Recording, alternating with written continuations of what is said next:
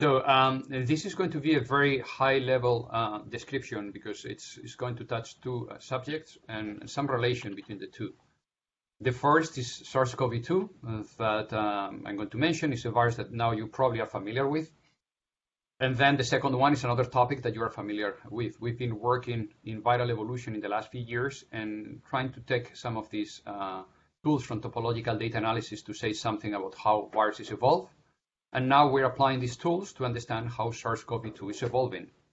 So the first part of the talk is going to be about SARS-CoV-2. There will be no topological data analysis there at all. It's just a general description. And the second one is going to talk about recombination in viruses in particular, and then how topological data analysis can be used to understand recombination, and then how we apply topological data analysis to understand the genomes of this virus. So let me just start saying that, as you probably know, COVID-19 is the name of the disease. So it's a disease that is caused by a virus that is called SARS-CoV-2. And also it depends on the human condition. So one of the things that I think is very surprising for some people, but not so surprising for people working on this field, is that the same agent, the SARS-CoV-2, in one person could be asymptomatic. The person could not be realizing that is infected and even contagious. And in other people could be causing a very severe disease, even death.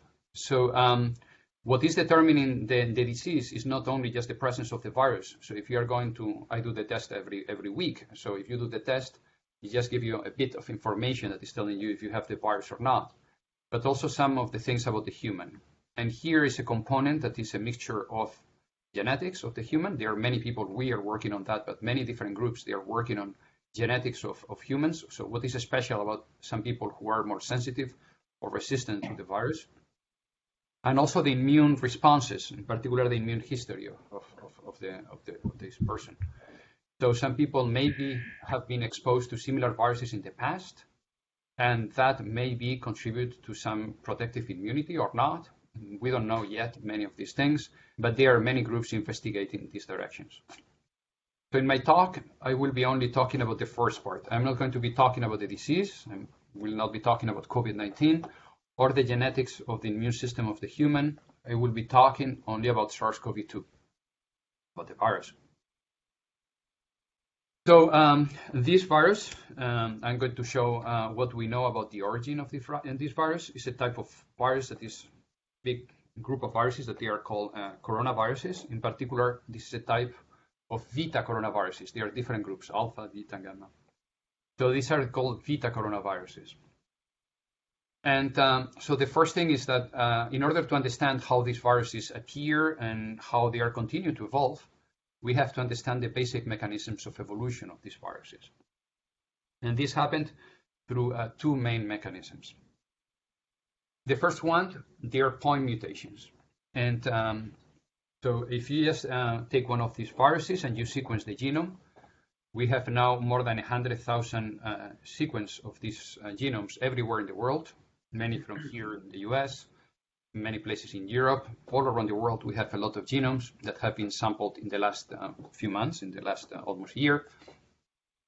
And you can see that there are some differences. If you just take a virus, for example, in Switzerland and a virus here in New York and two viruses here in New York, there will be some differences. Sorry? No.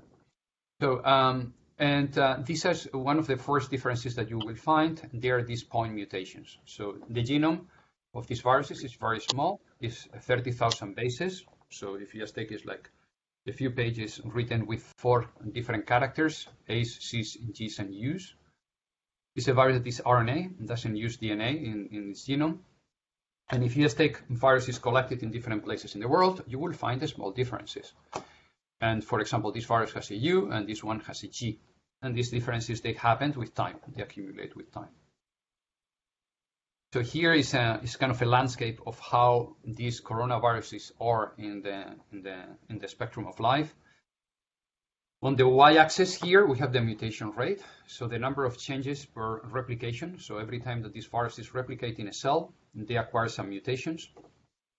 And these are the number of mutations per base. supernucleotide. So if there are 30,000 bases, these are the number of changes that you should expect every replication. So very few. On the other side here, this is in a log scale, is the genome size. As I was mentioning, the size of this virus is around 30,000 bases. So we are around here.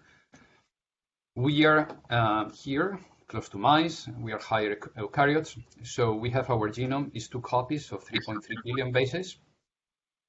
And the replication, the mutation rate is very small. So we have mechanisms for correcting all these mutations that work very efficiently. And when they don't work, this is associated with cancers and an increased risk of different cancers. Bacteria, they are kind of in the middle. So they are usually megabase type of organisms, and the mutation rate is kind of low. DNA viruses, they are also kind of spanning this continuum between viruses and bacteria. And the smallest, they are pieces of RNA that are usually freely floating in plants. They are called viroids. They are usually like 200 base pairs, and they have a very high mutation rate. And this is just pieces of RNA that are floating. So here is where our coronavirus is 30,000 bases of the genome with a replication that is kind of high rate, not the highest of the RNA viruses. Influenza, for example, is higher, or HIV is higher, but this is pretty high.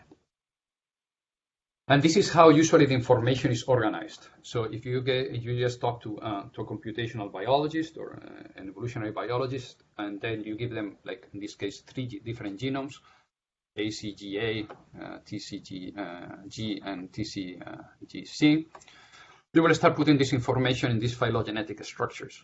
So what they think is that if you have these 2 things, they are very similar, then there was a common sequence here that represents the common factors here. So it's going to be TCG something here, representing this node, and represents also a kind of an ancestor in the past, that they are kind of have characteristics of both of these organisms. So in a tree, these are called the branches here. And sometimes you can root it, the tree, with something that is an ancestor that happens in the past. So you can organize all this information that is coming through all these genomes in this type of structure. So as I was mentioning, there are more than 100,000 of these genomes already available. So you can download them and try to put this in a structure. And this is the things that you get. This is from the first 3 months of the virus. Here on the x-axis, there are dates. This is the first case was identified at the end of December of last year, as you probably know, in Wuhan. If you go back, there was a few cases also in January, and then the number of cases start growing exponentially in different places in the world. Each of the nodes here, each of these different balls, represents a different isolate collected in the different place in the world. Here it's colored by country. So they are usually the Asian countries, they are all in blue, European, and they're in green, and American, they're in red. So you can see here the first wave, it was basically in China, and then many different infections in the US happened, some of those in Europe. And then with local transmission, you can see that there are many sequences here. They are very similar in the same location. So these are isolated cases of introductions. And then there was expansion in the different places. So here is a clade that was in the West Coast, in the US. And here different clades that happen in Europe. Sorry. So this is the phylogenetic structure that I was mentioning. So the order here in the y-axis doesn't mean anything. You can do a permutation that preserves the tree structure and you get the same type of information. But you can do many, many different things here with this type of information. The first thing that you can start doing is, well, first of all, trying to see how similar they are, these viruses. So we can see if something that is now going on Switzerland, for example, how it's related to things in China, things that happen in Hong Kong, in the US, in Argentina, different places in the world. And then if you get an isolate, you get your PCR, you can send for sequencing that. You will have these 30,000 bases. And then you can just put another point here. And they will tell you how similar it is to different viruses that are circulating elsewhere. And that's it, very important for tracing. So if there are many cases, tracing is not very relevant because there is a lot of transmission, local transmission. But if there is an outbreak, the first thing that you try to see is where these viruses are coming from. And this is the type of information that you use. You try to put your branch in these particular trees. I was mentioning this is only just the very beginning. This is till the beginning of March. Now the tree is enormous. So it's just more than 100,000 sequences. And the other thing that you can do is just using, as I was mentioning, there is these evolutionary rates. So there is a change that happened. So the changes accumulate with time. And that's something that can be used also to say something about the origins of this virus. So you can just trace back and you can see the diversity is increasing with time. All these viruses, they are very, very similar, suggesting that this happened very recently. And if you just do a trace back, you can infer something about the root of this tree. What was the origin of these things? What was the first virus that, the common ancestor to all these viruses that we see around the world? And that happens to be in November of 2019. So very much what was similar to what was reported from the news in China this time. There is no evidence that the virus was circulating before that time in any place in the world at the moment. And there are many efforts, and we have efforts here and efforts everywhere, trying to see if there was some previous circulation, but everything is compatible to the single origin in Wuhan or in the region in China. So this is quite important also because we can see how these mutations, they accumulate and how they are diversifying. When we have the vaccine, let's say in the next few months, the next year, we will see that the vaccine is going to be more effective probably in some of these viruses and some of those other ones. They are not going to be very effective, perhaps, we don't know. But using this type of information is going to be very, very useful to say something about viruses that become resistant to the vaccine or not. Any question here on this part? No? Okay. So I was mentioning this is the first type of way that these viruses, they have to evolve. This is through mutations, so changes in the genome. They are local changes. So you have 30,000 bases. Every 2 weeks there is a change in one direction. Every 2 weeks in a different direction and these things. So there are small changes. But there is a much more radical thing that happens in these viruses that is called recombination. And that happens when there are two different viruses. Here in this cartoon, we have a red virus and a green virus that co-infect the same cell. So this is a cell, say a human cell, or from a different organism. There is a red virus and a green virus that they enter both at the same time. And when the virus is replicating, they can generate a chimera, that is this type of things, where you can have a child from these parental strains that is part green and part red. So that happened in many different organisms. They recombine. I'm going to show you a few of those that we've been looking in the last 2 years. But you can see that this is something that is much more radical. It's not just introducing a particular mutation, but you can take a small piece, a large piece of the genome, and just putting it there. One of the things that you realize is that in using mutations, you have only one parent here. So you inherit these viruses, they inherit information with small changes from the parent. When you have recombinations, you have more than two parents. I mean, two or more. I mean, you can see recombinants in HIV that they have like 2 or 3 viruses that recombine and generate one of these chimeras. And these can do very radical things. I'm going to show you some of these radical things. But for example, if there are genes that they are associated to infecting a particular host, or there are genes associated to resistant to a particular therapy, they can be picked up, and then you have a new virus that happens very commonly also in bacteria. So now we have these two tools. We have these 2 ways of evolution, these 2 main ways. The first one is the mutation. Second one is recombination. So now with these 2 tools, where's this SARS-CoV-2 coming from? Or how evolution, mutations and recombinations conspire to create this COVID coronavirus. So this is one of the first papers that was published in January of this year, where the first few patients from Wuhan, they were sequenced. And they look at the genome. This is the 2019 nCoV. That was the previous name that was given to the virus. And there are different here strains that happened, all of those very similar. So you just take all the viruses that are around and they say, well, what are the closest relatives? And the closest relatives are depicted here in this tree. This is a virus that is, as I was mentioning, is a coronavirus, and in particular Vita Coronaviruses. These are basically a sample of the Vita Coronaviruses that we know. All the previous ones that they are in different colors here, they were sampled from different organisms. So we have many of those in bats. These are viruses that they are usually found in bats. They were in other species also, like murines, so mice you can find, and also some interesting here Vita coronaviruses that you can find here in this kind of porcupine. So, but the first thing that you see is that this virus is related to many viruses that is, you look at the tree, they are all identical, as I was saying, at this level of these things, and the first few samples, they were all identical. This is related to viruses that they were circulating in bats, mostly in China, many of those in China. I'm going to be talking a little bit more about that. They are also kind of related to something that happened in 2002, 2003.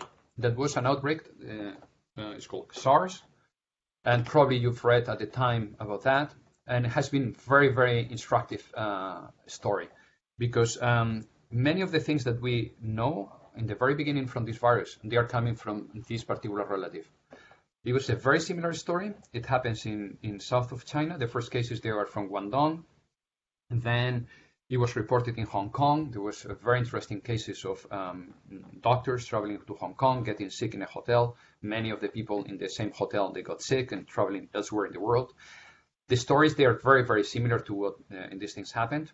And it has been very, I'm going to be talking about some of the historical context, but it's reading the papers in 2002 and reading the papers in 2020. There's a similarity that is appalling. It's appalling. Many of the things that we learned at the time, they are basically the same. At the level of the genome, they are basically very similar, very similar. At the level of how these viruses, they enter the cell, they are very similar. The disease, I mean, many of the things that doctors, they are realizing that older people, they were dying much younger, that male were more susceptible than females, or they were getting sicker than females. All these things, they were already in SARS in the 2002-2003 outbreak. This outbreak disappeared.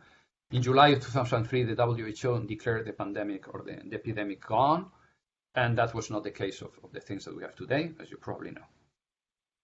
All these viruses, and these are all the Vita coronaviruses. They form a group that they're called Zarbical viruses. This Zarbical means that they are related to SARS. So these are the two only viruses in the Zarbical virus group that they are related to, that they are being infecting humans. There are other groups, other things. For example, one that has been very known also. They are called the MERS viruses or Zarbical viruses. They're in this part here. And this is one example here that we have. We have many cases. We think that this is going from bats into camels and from camels directly into humans. And there is very little human-to-human transmission. But usually very deadly. So this is one of the cases that has been a very deadly disease with little ability to infect humans in general. And what is more interesting in my view is that we have two, and you probably have been infected in the past with human coronaviruses, Vita human coronaviruses, one that is called OC43 and the other one HKU1, that they are usually associated with mild colds. So if you have a cold in winter, I mean, usually you don't get a test. What is that? We've been doing this test using some genomic technologies. And what we find is that we found this coronavirus is very common. I mean, in kids, it happens very often. If you have small kids, like I do, I mean, you get sick with all these viruses constantly because they get infected and they pass it to you.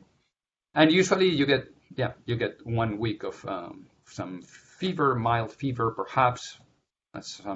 In many cases, we are finding that they are asymptomatic and nothing happens. So these guys, they are commonly circulating in humans, and the OC43 and HKU1. These ones, in red ones, they are the human viruses. These ones, they happened from direct infection directly from people who are working with animals.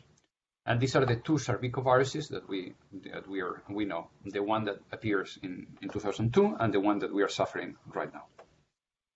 Any question here? So what is the closest relative?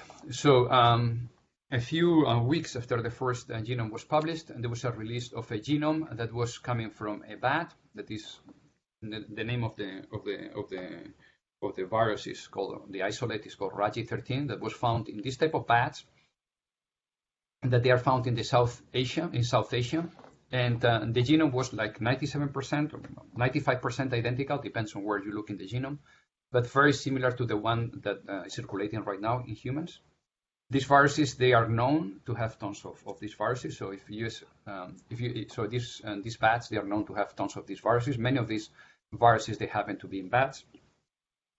And one of those is, this is kind of the closest relative at the moment. Many people are trying to look for other viruses that they are kind of related, but this is the closest one that we have at the moment. So one of the things that you can do is that you just take all this sequence and then you can try to see how this is done basically assuming that most of the variation is due to mutations. You have recombinations, this mixing of different viruses, they happened in these viruses. And one of the things that we found is that this is pervasive. So these viruses, that they are infecting the same, for example, this happens very frequently in bats, they co-infect the same cell in the bat and they generate a child with the powers of the parents. So we did an analysis here where we were looking at all these Vita Coronaviruses and the ones that we were showing before. And then this is the whole genome, as I was mentioning, is from 0 to 30,000 bases. And we see the pieces that are coming from different viruses. And this is represented by a blue bar here. There are different events. Here we identified a few hundred. So you can see that they happened in different places on the genome. One of the things that we found is that this recombination happens in particular. There are many recombinations that happen in this region of the genome. That is quite interesting because it's related to some interesting biology. As I was mentioning, we are finding that bats, they are kind of infected with many of these viruses. Obviously, this is a cartoon. And these viruses, they mixed and generate new combinations. And sometimes these combinations, they are able to jump into humans. This is how you can start looking at this phenomenon of recombination. And here is when you start wondering how the topology is starting to play a role. So the first thing that you can do is, like these guys did in this paper, is just taking the whole genome of these viruses, these 30,000 bases. You look at some similarity, and then you have this type of phylogenetic structure. And then you construct something like this kind of tree that is here. And this is kind of a summary with some of the main players. This is SARS-CoV, the virus that caused the SARS epidemic in 2002, SARS-CoV-2, the epidemic in 2003, RAG13, the virus from this bat, collected in 2013 in the south of China, some bat viruses, and something that was found in pangolins also. I am not going to be talking about that. So, but if you just go through the whole genome and you just look at particular regions, in particular the highly recombinant region that we identified here, we find that the story is different, that instead of having this tree, you get a different tree with a different tree topology. These are usually called tree topologies. So there is no permutation that you can do in the branches here to go from this tree to a different one. If you just look in this region, SARS-CoV-2 and SARS-CoV-1, so the one that was given the outbreak in 2002, 2003, and the one of the current outbreak, they are kind of related. And they are very, very similar in this particular region, suggesting that there have been an exchange of genomic information in the past between ancestors of this one. This is another way of representing the same thing. This is called a tangogram. So where you have the phylogeny here, the tree of what's going on here, and the phylogeny of that particular region that is of interest that I'm going to mention. And you can see that the trees, they are not the same. So you try to do all the matching of the different trees, and you can do pretty well, but there are some of those that jump completely, including the branch that is associated with SARS-CoV-2, the new virus, that becomes very similar to this in this particular region. This region is called RBD, or receptor binding domain, and it's very important because it's determining the specificity. So if you just take many of these viruses that they are found in bats, if you just try you take these viruses, you're isolated, you try to infect human cells, it doesn't work. They cannot enter the human cells. So one of the things that viruses need to enter the human cell is that they need to bind to the human cell, to a particular protein. This is called a receptor. And this is very specific. So bats, they use a receptor. We are using a different one because they are different species. So viruses, to enter a particular cell, they need a particular protein. This is called a spike, and in particular, this is the receptor binding domain, a piece that is binding to the receptor in such a way that when they bind, the virus is taken and can infect the cell. So an analogy that is commonly used is that the key, so the viruses, they have a key, And if they have the right key, they can enter into a cell. So the key to enter a human cell and a bat cell, they are different.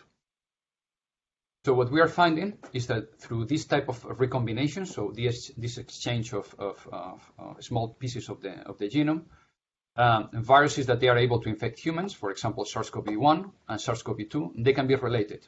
So suggesting that there was an event that happens in the past that make that the new virus borrow the key to infect the human cells. You can do a little bit more detail. This is in collaboration with Mohammed Al-Quraishi in Harvard, where we've been doing molecular simulations of the binding of the two proteins. So how this virus binds to the particular protein and trying to see how this adaptation works. And what we realized is that it's both in the 2002 outbreak and the current outbreak, these viruses in bats, they were not, the distant relative, they were not very good at infecting human cells, or they cannot bind to the receptor. And as they are getting closer through the phylogenetic tree, this adaptation, they are getting more and more affine. And that happens in 2002 and 3 and 2000 and now in 2019.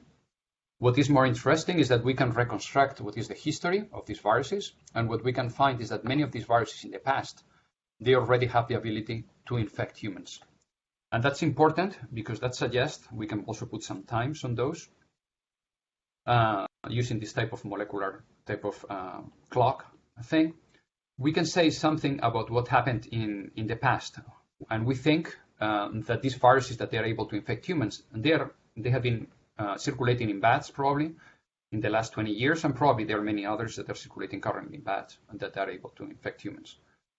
So if you just go to the papers in 2002 and 2003 that I was just doing a few months ago, quite interesting because all the thing that is happening right now, it was envisioned at the time. So they were getting more information about these viruses and how they jump into humans. And as this information accumulated, that was something that was some way anticipated that this could happen. And that could happen again in the future. So just to give you a first part of the summary, as I was mentioning, this is no topology here. I was just mentioning some three topologies. But I want you to remember the following things. First, coronaviruses mostly evolve through two main mechanisms. The first, they are point mutations, so changes that happened in the genome of these viruses. And they are discrete changes. So in the space, if you want, in the space of genomes, and they are kind of exploring the local neighborhood of this thing. The second one, they are recombinations, where there are two different viruses that create a child that has different parts of the genome. So if in the space of potential genomes, you have two different ones, and this happened, and this goes to a point, and that happens to be between these two. These recombinations are extremely frequent in Vita Coronaviruses, in the whole group of viruses where SARS-CoV-2 is. And they are particularly happened in the region that is coding for the receptor binding domain, for the key that is enable the virus to infect different cells. Also, I mean, we've been reconstructing how this process happened, and we can reconstruct the ancestral states. I mean, you can just go back and try to infer something about the genome at different points in the past. And this analysis suggests a two-hit scenario model, where first there is a recombination, where viruses like SARS and SARS-CoV-2, they share some of this key, some of the binding to the ACE2 receptor, to the receptor in the cell. And there are further mutations that refine the interaction between these two, making it more refined to go into humans. And I think what is more interesting, so there are several analyses by the groups suggesting that people who have been in close contact with bats or guano from bats, they can be already infected with this type of viruses. So I think this is something that is a real threat. And if we are not careful and we don't learn the lesson, that could happen also in the future. Any question about the first part of the talk? Yes, Raul. Yes. Is recombination, this RNA recombination, is it mediated by an enzyme like DNA recombination? That's a very good question. So yes, there are several mechanisms of recombination in viruses. This one is not very well characterized. It's associated and is thought to be associated. There is one of the things that is interesting about coronaviruses is that they have an enzyme that is able to repair the mutations. It's the only RNA viruses that have a way of repairing the mutations. It seems to be that recombination is mediated in some way by this particular enzyme, so this particular thing. So if you just look in an exoribonuclease, if you just look in the genomes, it's NSP, I don't remember the name of the protein, but it's encoding for a protein that is doing these things. There are several papers that they have been analyzing the role of this protein. It could be associated also to template switching, but this is like in HIV, but I don't think this is the whole story. So the basic mechanism of recombination in SARS-CoV-2 is not very well characterized, I would say. Why it happens mostly in the part of the genome that we've been describing these things is not well understood. So there are many things at the biology level that are not very well understood, but that's an excellent question. Another question. So in the popular press, it was recently reported that an individual who had recovered from one version of this coronavirus was reinfected by a mutation of the virus. Are you familiar with that? And yes, I am very familiar. Yes. Okay. Yes. And was that accurate? Was it a kind of? Yes, I think these reinfections. Let me tell you something that we've been doing in the last few years. We've been sampling many viruses here in Manhattan, in New York. And many of these infections happen with these human coronaviruses, the common circulated, OC43, HKU1, and there are other two that they are the alpha coronaviruses that are circulating in humans. And we see very often infections that happen after a few months. There's these things of waning immunity that happens. So you get infected to a virus, and a few months later, you can be reinfected by a virus that is similar or related to. Okay. So it's unclear how much of this is going to play here in the current outbreak. The number of cases that they have been reported to be reinfected, they are very, very small. So you can do the back of the envelope calculation, and you should expect many more if there is no memory at all of the infection. So I think there is some memory that happened here. We don't know. There are certain things, the memory that is more characterized is the B cell. There is the T cell component that is very interesting. And there's a lot of interest also in trying to understand how that works. And there is also some claims that being exposed to these different coronaviruses, the common circulating one, they can give you some pre-immunity to that particular one. So even if you get infected, you can get infected in a milder way. Yeah. All these things, they are not very well characterized. So I will not be surprised that we will find more people as the number of cases start increasing and there's this exponential growth everywhere, more people reinfected. I will be surprised if there is no, if these cases, they are very, very severe. But from the numbers that I was mentioning, if you just do the back of the envelope calculation, you should find that there are many more. I mean, in some cases, like New York, is like 25% of the population has been infected. We found very, very few co-infections that happened. It the same happened in big cities like in Europe. There are 10% of people, 15% of people have already been infected. You don't see many of these events. So you should be, like every 100 people, if there are 10%, every 100 people, there is one that is co-infected twice. We don't find that there is 1 over 100 this rate. So it's much lower. But I think that's, in the other coronaviruses, we see that there is this constant infection. So there's a memory that lasts for a few months, sometimes years, and we have this thing. It has been well characterized in SARS-CoV-1. In SARS-CoV-1, the memory has been because people were exposed and they know that they generated antibodies, and the antibodies, they lasted for a month or sometimes years. And then at some point, it's winding down also. So the fact that these are described as being mutations is not a... I don't think the mutations, I think at the moment there is no evidence that the mutations, they contribute to a kind of an antigenic change in this thing. So I don't think the mutations are going to be very important here at the moment. Okay. Great. There are some mutations that have been described associated with infectivity in the S gene, the one that is the RBD. But there's changes. These changes I was mentioning, there are many changes happening in the genome. It's unclear what is the functional role of many of these changes, and characterizing in particular, characterizing the immune component there is very complex because it depends on many factors. Thank you. Welcome. So SARS went away in 2003. Why did that happen? Yeah, that's a very good question. So there are several hypotheses, but I can tell you the one that I think is more likely. There was something that was, these viruses, they are very similar in the disease, and well, the one 2002, 2003 was more deadly. So there was exactly the same slope if you compare males and females. So older males, they were getting more sick and they were dying the most. I think the case fatality rate in this case for more than 65 years old, it was around 50%. That is much lower in the one that we have right now. It's less than 10%, depends on the age. We know, for example, because most of these infections, they happened in hospitals, and they have been very well reported in hospitals. There were a few in Canada. Hong Kong has very well tracking of these things. And they usually happen people who were already sick. There were not many asymptomatic because they went there, they did the antibody check and these things, and they were not finding many asymptomatic cases.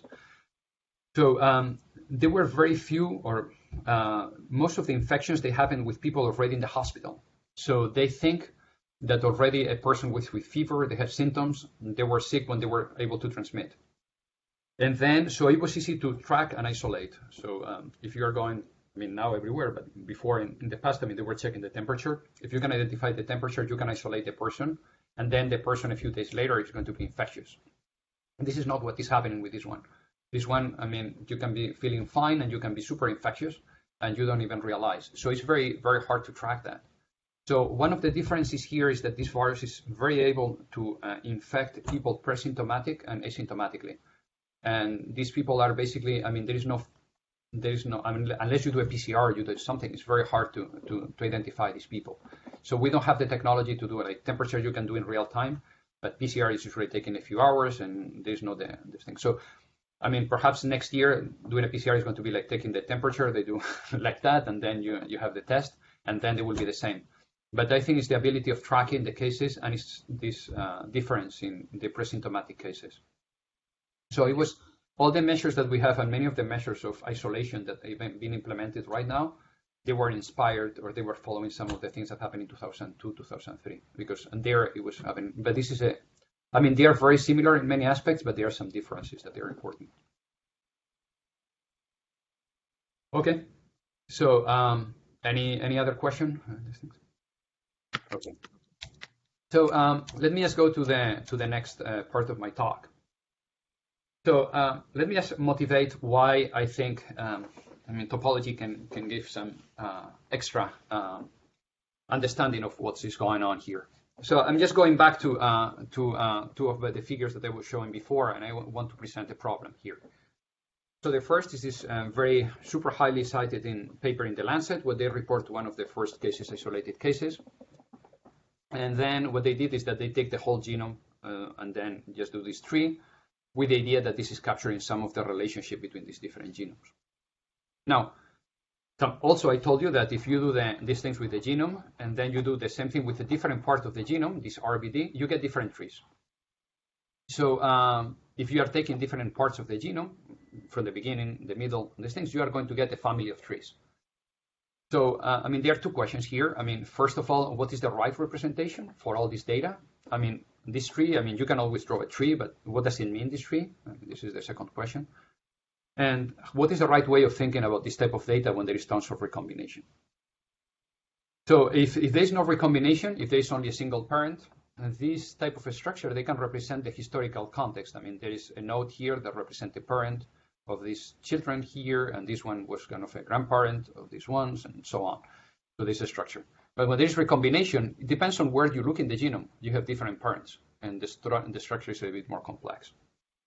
So that happens not only here, but in many other viruses that I'm going to mention. So if a tree is not a good representation of how evolutionary processes happened involving genetic exchange, what is it? So again, so that's not only happening to viruses, they happen to bacteria and to humans. So we've been doing a lot of work in humans that I'm not going to be talking about recombination. So how you piece together all this information that is around. From the practical problem, so I mean, we work with, I was mentioning, hundreds of thousands of genomes. So given a set of genomes and a way of computing how they are related, some relationship, can we say something about what is the relationship between this two without assuming something about if there are different species and how different parts of the genome they work or not? And I think there are three important features that we can characterize if we get an idea of what is these things. So what is the type of evolution? Clonal evolution is the one that you have a single parent. That happens, for example, in human cells, in cancer. When we are doing sequences of cancers, we see that there's a very nice tree that you can follow all the different cells in the cancer. In different viruses like flu, and one of the examples that I'm going to mention, it happens a process that is called reassortment or recombination in coronaviruses. But we are interested not only of how this evolution happens, so what is the space of all these different genomes that happened, but what is the frequency, how this exchange of genomic information happened. So do these recombinations, for example, in Vita Coronaviruses happen very often? I mean, are we expecting to get all these viruses that are circulating in the world to recombine and generate new combinations?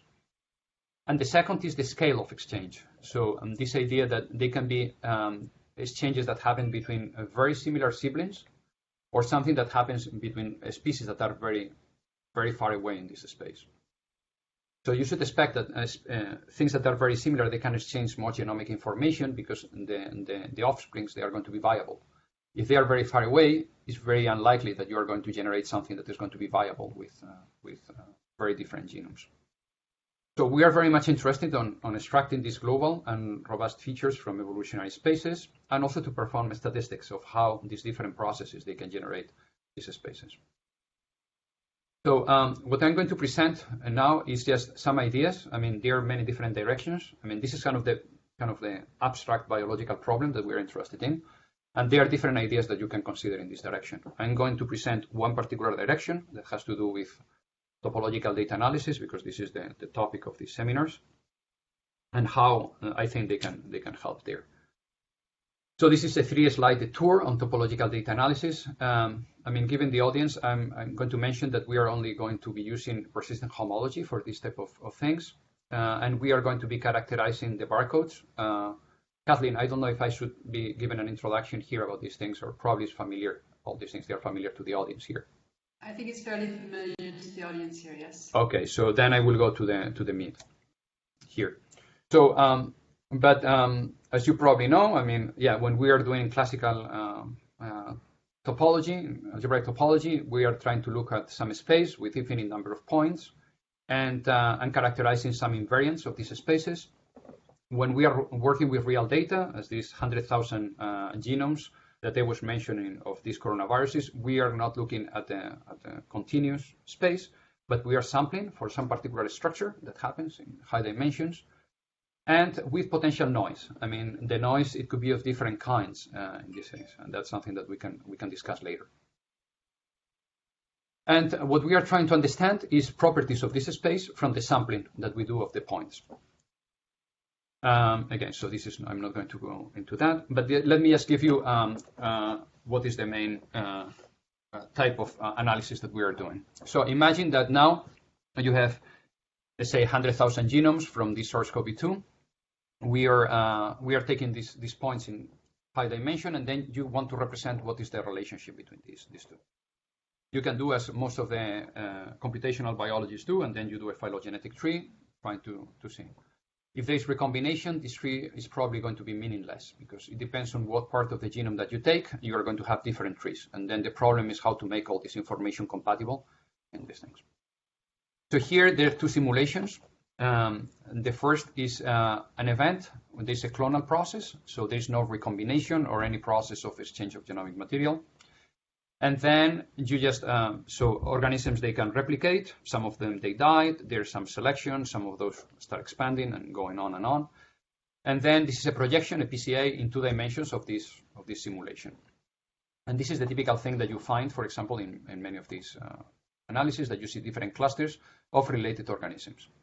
And these things, they are very well captured by trees. All these things, they are all related by a common ancestor, and this one related to a common ancestor, and this one. So you can compute some distance in these spaces, and then you can apply a persistent homology on how these things happened. And then you can get at different scales. So in this case, the scale means how separated they are, these 2 different genomes. And from there, you can just start computing all their barcodes. And one of the things that you realize very quickly is that in very standard simulations, if you just start increasing the genetic distance, the things start clustering at different scales, and at some point there is a single cluster. That's very much represented as a tree. I mean, this is kind of this is what we are doing clustering, just a tree. The other thing that you realize is that there is no higher dimensional homology in these things, because the mutations happened depends on some assumptions, but in general they happened in different directions. So you cannot close loops in some way. So you just go back to the same point. The second is a simulation that happens where different parents they can give rise to children picking up information from the different parents. And this is what you find. For example, this is what typical graphs that you find, that there's a much more continuous structure here. You don't get these kind of clusters. You get some cluster structure, but more a continuous structure. And when you start doing persistent homology, you start getting not only just the zero-dimensional structure, the clustering that you get, but you start getting some loops in different dimensions. Okay? And there's an intuition here that this is from a paper that we have with one of my students, Joe Chan and Gunnar Carlson, in 2013, where we start looking at the genomes, of different organisms and trying to understand what is the structure that these genomes are spanning. So, but the basic idea, this is here.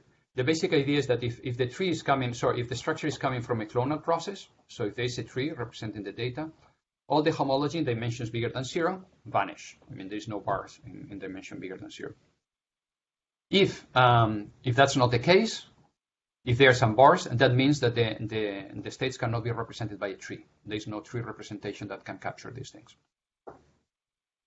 So that's the basic intuition, and then so Gunnar was helping us with some of the math to prove some of these things in different settings, but I think they are very, very general settings.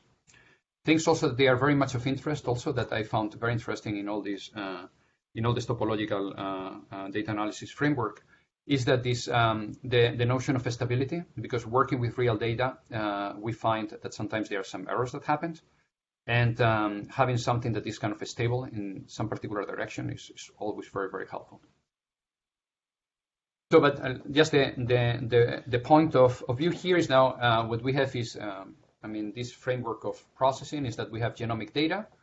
This genomic data can be hundreds of thousands of points or thousands. It depends on what is the problem that you are looking at. What you are going to buy to construct is a set of evolutionary complexes at different scales. And from there, from the invariance that you get, you can reconstruct something about some of the properties of the evolutionary processes. And what I think is, for me, more interesting is trying to match the language between the topological data analysis side and the biology side. So let me give you a few examples. I'm going to give 3 examples. The first one is flu, influenza A. And this is a very common pathogen in humans, as you probably know. We have like 3 or 4 strains circulating in humans, depends on how you count. But one of the things that happened is every 30 years or so, we have a pandemic, very similar to the thing that we are observing now with the coronavirus. We happen with flu. So with flu pandemics, they are much more common than the coronavirus pandemics. So they typically happen, and these viruses, they are mostly in birds and also in pigs. So when there is a co-infection of different viruses in the same cell, you generate a new progeny. It's happened through a process that is called reassortment. It's like the recombination, it happens before, but instead of being kind of in the continuous thing, it happens in a discrete fashion. Let me explain that. So flu is a virus whose genome is segmented. So it has 8 different segments or chromosomes. The virologists, they talk about segments. So they have 8 different ones. They are coding for different proteins. The first ones, they are coding for the polymerase, the machine of replicating. This hemagglutinin and neuraminidase, this one, they are very important for the selection of the antigenic part. So there are 8 different components. So when there's a co-infection of 2 different viruses, there's a new virus that can appear with a part of the genome here, taking the PB2 from virus A, PB1 from virus B, and so on, and you have these mixtures. And these viruses, what they can do is getting some genes that enable them to adapt to a new host, in particular humans. And this happens every 30 years or so. The first pandemic that is very well known and well reported, it was 1918. The next one, it was 1957, then 1968. 1977, there was a comeback of previous virus. And 2009 was the last one. And this is some of the work that we were doing in the pandemic of 2009. reconstructing how this happened. So this is the 2009 virus. We found that it was, these are the different segments happened. And we found that they are related to viruses circulating in swine, both in North America and Eurasia. 2 of the segments, they were related to viruses circulating in Eurasia in 1990s. And the rest, they were coming from viruses circulating in swine in North America. These viruses, they happen to be also a combination of 3 different viruses, the classical swine, human, and avian viruses that generated this kind of pattern of reassortment. So this is kind of a toy model of recombination, because instead of the coronavirus that is kind of a continuous, it can happen in any place in the genome. Here is only just there is a finite number of possibilities. So one of the things that we start doing in this work is that we take one of the genomes, so one of the segments, let's say, for example, hemagglutinin, and this one that is encoded in segment 4, and you do the persistent homology. And what you find is that all the structure is basically in dimension 0, and you don't find anything in dimension 1 and beyond. And the interpretation of these things is that recombination, homologous recombination or recombination here, it doesn't happen very frequently. I mean, we have only a few cases that we think they are sequence artifacts. That happens with in hemagglutinin. And all the structure can be captured by a tree. I mean, once you look at the generators of some of these classes, you can just start constructing a tree that is very much similar to the tree that you get in using kind of phylogenetics. You can take a different segment. You can take neuraminidase, that is in segment 6 here. It's another of the proteins that are in the surface of this virus. And you find the same structure. So you find a lot of 0-dimensional structure, and you don't find things in higher dimensions bigger than 0. But once you just take the whole genome, so you just put everything together, and then you try to see what is the structure of these things, you get a lot of things in dimension, well, you get dimension 0, but it's basically dwarfed by things in dimension 1 and dimension bigger than 1. So if you just take the whole genome, you start getting a lot of a structure that is beyond a phylogenetic structure. One of these things that this also help us to do is that now we can take pairs of genes, and we can quantify how many of these non-trivial exchanges happened, and we can say how often this thing happened in some way. I mean, quantifying the number of events that happened. And one of the things that was quite interesting is that several of these proteins, they like to travel together. In particular, in this one, PB2, PB1, and PA, they are elements of the polymerase that are involved in the replication, and NP is the nuclear protein that is protecting the RNA and is involved also in the replication. And all these ones, they are kind of shifting between different strains, and they are much more able to jump between different viruses. The second one, as I was mentioning, is the Zarbical virus, and this is some work that we are doing right now.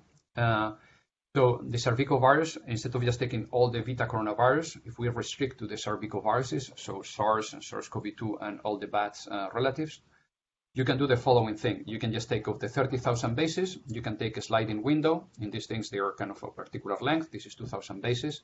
And you can try to count the number of non-trivial homology that happens in this particular region, and as a surrogate of the number of recombinations that happen. And one of the things that you realize is that there is recombination. There's a lot of structure that happens. But one of the things that is interesting is that they don't happen, as I was mentioning before, in a uniform fashion, but there are recombinations that happen. There are loops that happen at a higher rate in particular regions of the genome, that they are the regions that they are more prone to recombination, in particular involving the RBD. This is another example, and that this is HIV. And that's quite interesting also because HIV is a very different type of virus. It's a retrovirus. And it's highly recombinant. So there are many recombinant forms where different, you can see viruses that they are containing different parents of different kinds. So this is, for example, one recombination that we find involving many different parents. So, I mean, this is a structure that we found involving many different parents, which you can have very complex recombinations that happen. This is a two-dimensional void that we found in the structure of HIV. So, the summary of part 2 is that evolution occurs in a very high dimensional space in general, and what we are doing in genomics, we are sampling at this space. One of the things that we are trying to do is trying to understand what is the structure of this space and trying to understand what we can learn about the biology of this from the structure of these spaces. One particular set of tools that I think they are useful is the ones that are coming from topological data analysis. in particular all the persistent homology, because it provides a way of capturing properties about the shapes of these spaces. I can tell three things that I think they are quite interesting. They can take the type. They can say what is the type of exchange of genomic material, if there is a tree or there is no tree, or if there is a type of exchange that happened, or what is the probability of happening different exchanges. It's also quite interesting because the size of the scale, it tells something about what is the events and what is the typical size that these events happened, and what is the scale, I mean the frequency of the scale that happened. And I think this is quite interesting, in particular in several viruses.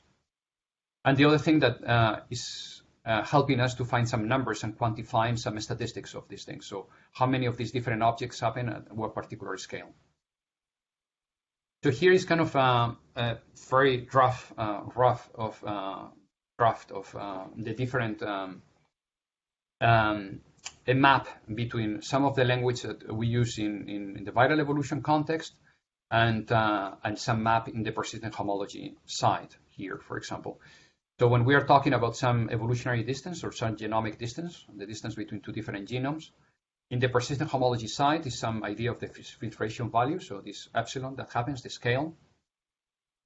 The zero-dimensional homology is going to represent the clustering structure that we have in our data. That is usually what we do, and if you just take any paper in virology, this is basically where they stand. They take the phylogenetic tree, so this is capturing basically what we have in the zero-dimensional. And what is more interesting is that you have a lot of structure in higher dimensions that in some cases, I mean, we can map to the number of recombination states. We can look at some of the generators, for example, of the one-dimensional homology or two-dimensional homology, and then we can use them as trying to pinpoint recombinant or reassortant events that happened. And we can use also for quantifying this number of recombinations. How often do they happen? What is the scale that happened? And many different things. So this is a map that is very rough, as I was mentioning.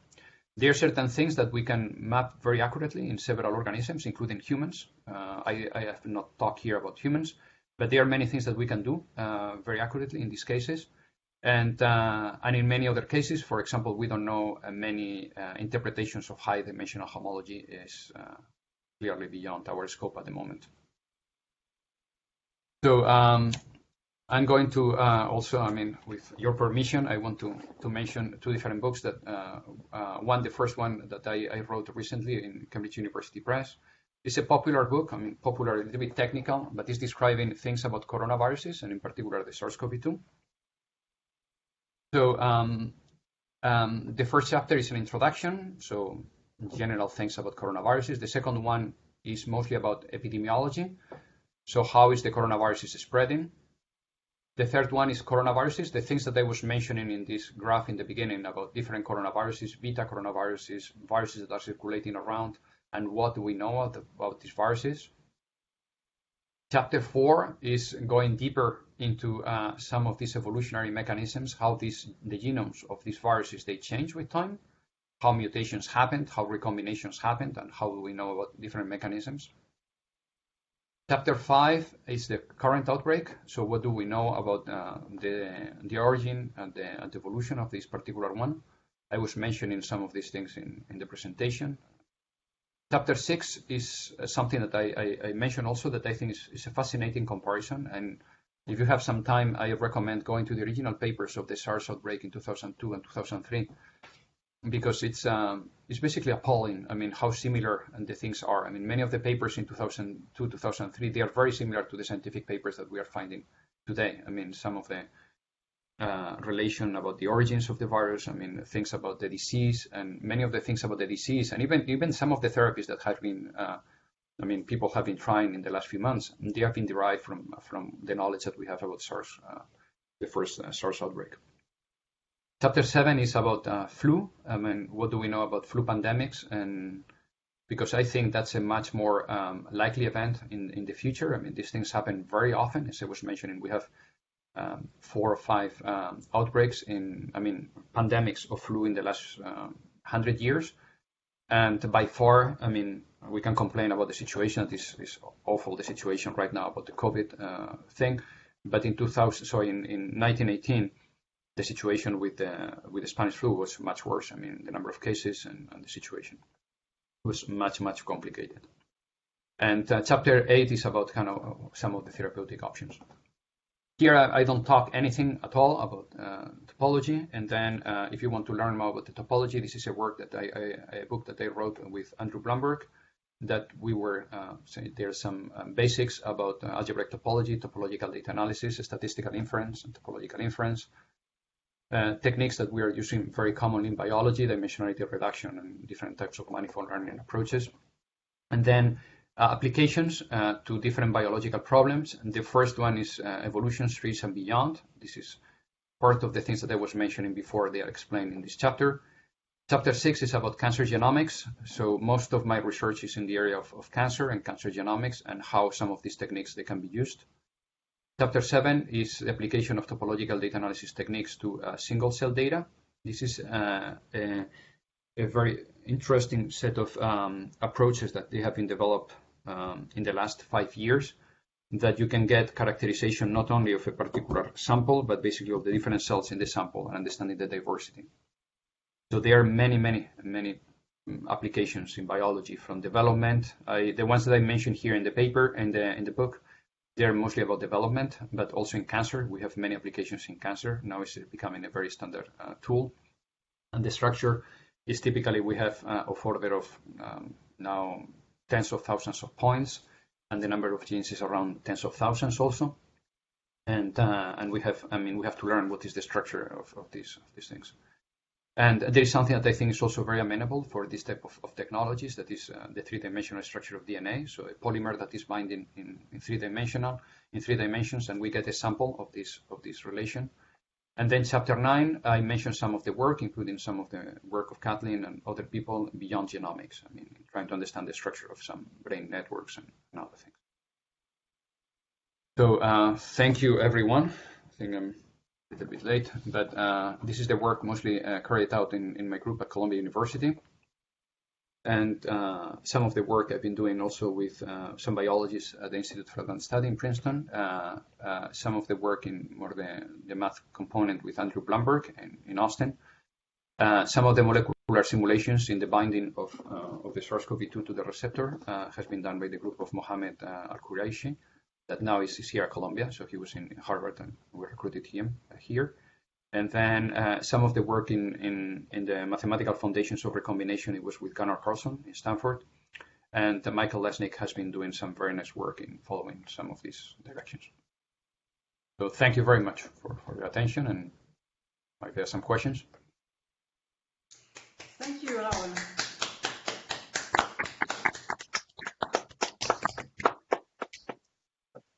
Thank you for a very nice and highly timely lecture on a subject of great interest to many people these days. Are there any more questions from the audience? Oh, cool. How do we ask questions? So we just raise hands, or shall we just shout? Just speak up. I would say just speak up unless it's the topic. Okay. Thanks for the talk. It was very interesting. So I'm particularly interested about the fact that you showed that the recombinations happen preferentially on certain locations in the genome. So can you elaborate a little bit more on that? So why do people know why, or? Yes. So this is a question that always that I give this talk, someone is asking. So. So and there are several, it depends on the organism. So in some organisms we know, and some organisms we don't. So in coronavirus, we don't know. So what we observed is that both in the Vita Coronaviruses and in the subgroup of the Zarbical viruses, and also in MERS, we have data in MERS, because in MERS, I mean, we have different events that happened. The recombination happens in this particular region. And as what we do genomics, we observe the final product. And in that Darwinian setting, what we are observing is if there is a particular, it can be a process that is driving the recombinations in that particular region, it can be that is selection that is driving the one that we are observing. So what we are always observe is the final product of the two. So I can only speculate about what are the reasons, okay? So in some cases, we know that this particular region that is highly associated with recombinations is associated with this ability to infect different hosts. So this is a way of acquiring the ability to jump between different hosts. So when it happens between going from bats into humans, that's a region that is under selection. So definitely it's under selection. But this, as we know, there is only 2 events in the Zarbical viruses that they happened. So this is not enough to do a statistics on that. So there's other factors that are happening there. So, I mean, I don't think it's unthinkable that there could be some biological mechanism that makes this region prone to recombination. How is that? I don't know. I mean, it could be related to, there was a question before about this particular enzyme that is associated with a recombination. There are many experiments, and I haven't gone to the literature. This is something that I think is interesting because they did experiments in vitro. So they co-infect into the same cell with 2 different viruses, and they analyze the recombinations. So, so it can be interesting trying to see if in vitro, where the selection is not there, if they observe the same pattern. I don't know. I mean, that's an interesting question. Now, going into different organisms. So let's say, for example, reassortment in flu. So there we know a little bit more. And also, we don't know the final answer. We know that these combinations, they happen more than expected. It's also interesting that I think this is very important, because if you just do look in the few pandemics that we know, the 5 pandemics that we know in the previous century, 1918, we don't know the origin very well. We know that it's probably coming from birds, probably through pigs. It's unclear. But 1957, we know that it was a recombination, a reassortment, where 2 segments, PB1 and hemagglutinin, they jump from an avian source. 1968, there was a similar event where there were 3 events that happened that were involved in these 2 segments also. And the recombinations that I was suggesting in 2009, the ones that were kind of going from the swine, they are also involved in these things. So we know there are some structures that are associated to jumping into humans. So there is some constellation of genes that they like to go together in these things. Why is that? We don't know. This is an observation that we have. The other is related also to another very interesting problem, has to do with the packaging of flu. That is when you have flu and it has 8 different segments. So how these 8 different segments go into the same sack, into the same bag. Yeah. So there is the biophysics of the problem is not completely solved. And there are now very good data from several groups. I was familiar with the work of Yoshi Kawaoka in Madison and Tokyo, where they were doing pictures with electron microscopy, cutting the virus in different sections, and you can see the different parts of that. And there is clearly a structure. So it seems that the packaging, it happens with a structure. How this structure, it happens, the recombination, or the reassortment in this case, is unclear. So, but there is clearly a structure that is there. So it can be that it's a association between these 2 different things. In bacteria, we know that many of these recombinations, they're associated with selection. So, for example, when there is an antibiotic-resistant bacteria, it's very well associated with genes jumping from one species to another. So I think in that case, selection is probably the major player more than some structural thing. In humans, that recombination happens constantly in all of us. There, we just go through the whole genome. You can just scan the whole genome, doing basically the same procedure I was doing with the coronavirus. You just go through the whole genome and trying to see for spikes of recombination. So places in the genome where you can see a lot of loops happening in this thing. And then you find their hotspots. Hotspots of recombination is a classic topic in meiosis in humans. There are people, I know several people here in Colombia, biologists doing experimental work, trying to understand how meiotic recombination happens. And there are several proteins that are associated with that. There is, for example, one that is one of the most highly variable proteins in humans that is called PRDM9. That variations of that, they are associated with different hotspots. How these things happened, I don't think it's completely fully understood, but I think there is the biological mechanism is very different. So I think it depends on what is the organism that you are looking, and that the cause at the end could be a product of selection and the specific mechanism. Can I ask very quick follow-up? Do you know if these hotspots or recombination are also hotspot of integration, for instance, of HIV or other viruses? That's a very good question. I don't know about HIV, but there are certain things that could be. I mean, that's a very good question. You can look at integration of line 1 elements, for example, of other different kind of retro elements or that happens in the genome. HIV, I don't think the data is going to be rich enough, but for line 1 elements, you can look. I mean, we were looking and we found a few of those associated with some pRNAs. Yeah. But that's a very good question. I mean, for sure, there is some regions and there are some motifs that are associated with the PRDM9 association that we found. There are some motifs that happen there. So there is an enrichment of this recombination in humans. Yeah. Definitely. Thank you. Very good questions. Hi. Maybe Hi. one or two more questions? Go ahead. Yes.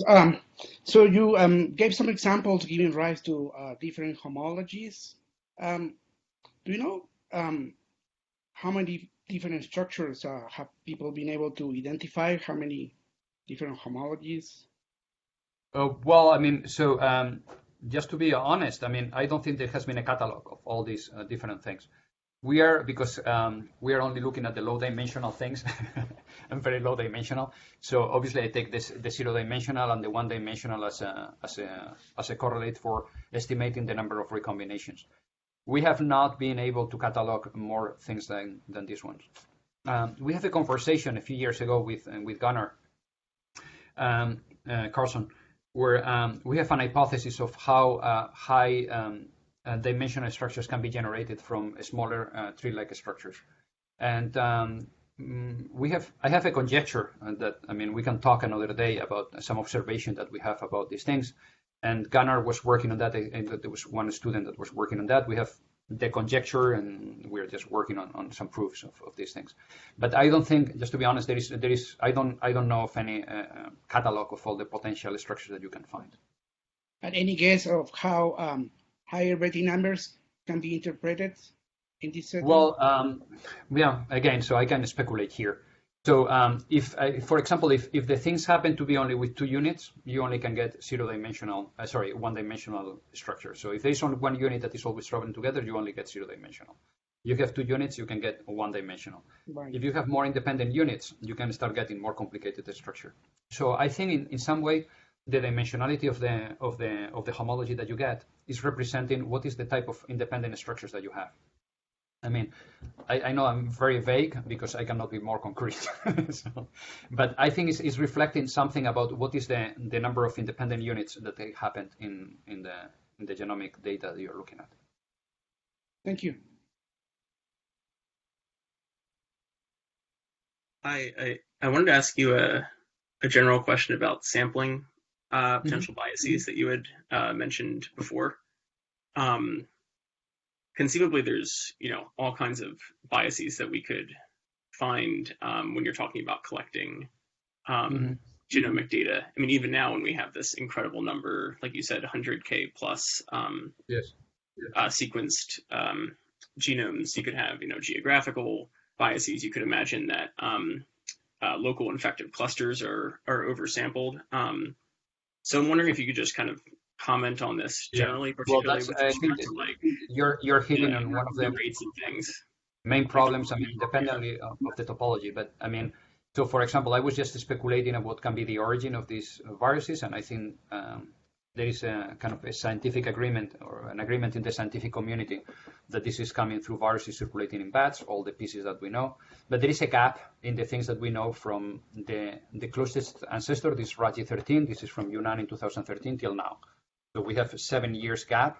If you are looking at the flu pandemic, for example, that I was mentioning, it depends on the genome, but in some cases there were like 20 years gap in sampling. So we know that there are big kind of blobs that we are not sampling. Indeed, in the flu pandemic, there was this very interesting thing that we are not sampling some of the ancestors. They were not sampled for 20 years. And there was this hypothesis that was called the missing herd hypothesis, or that this is kind of the pigs, they are in some place in the world, they are not being sampled, and at some point they are accumulating all these viruses. They jump in the place of the world that things are sampled, and then this is what you get. But this is crucial. I mean, when we are doing some sampling, I think with the current virus, I think it's very very well done. But clearly, we are missing a lot of information from some places in the world. The sampling is not the same done in several countries in the world, with places in some other countries. And then, but this is better.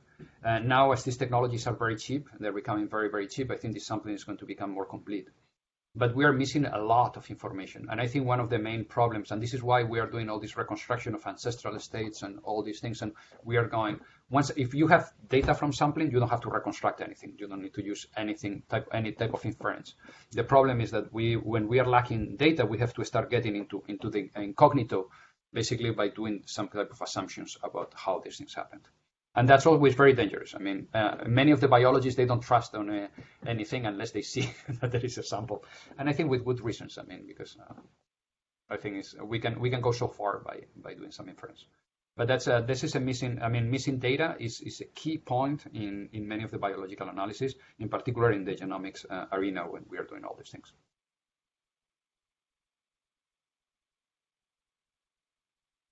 Okay, well, I'm sure there are many more interesting questions for Professor Rabadan, but I think that probably some of us have to go on to other parts of our lives.